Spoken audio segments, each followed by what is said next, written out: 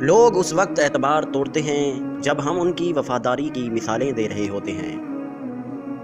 کتابوں کی اہمیت اپنی جگہ، لیکن سبق وہی یاد رہتا ہے جو وقت سکھاتا ہے۔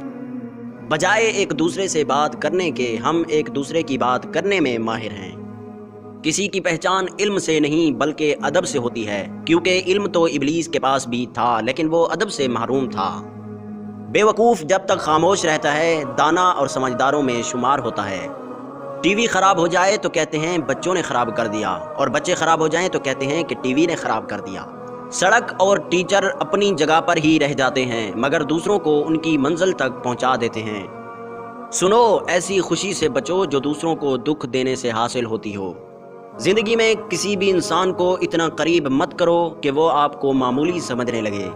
موسم واقعی دلوں کے ہوتے ہیں، پریشانی میں اچھا موسم بھی چہرے پر ایک مسکراہٹ نہیں لا سکتا۔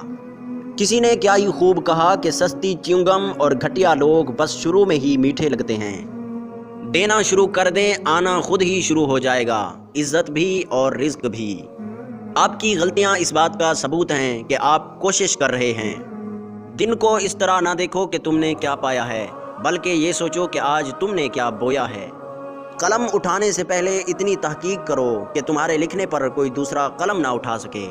بہت سے کام نہیں بلکہ ایک ہی کام بہت سارا کرنا چاہیے۔ جس چھاؤں سے عزت نفس زخمی ہو اس چھاؤں سے دھوپ بہتر ہے۔ اپنا رخ سورج کی طرف کرو، سب سائے پیچھے رہ جائیں گے۔ اگر آپ چاہتے ہو آپ کے خواب سچے ہوں تو پہلے آپ کو جاگنا ہوگا۔ اگر تم سورج کی طرح چمکنا چاہتے ہو تو پہلے سورج کی طرح جلنا سیکھو۔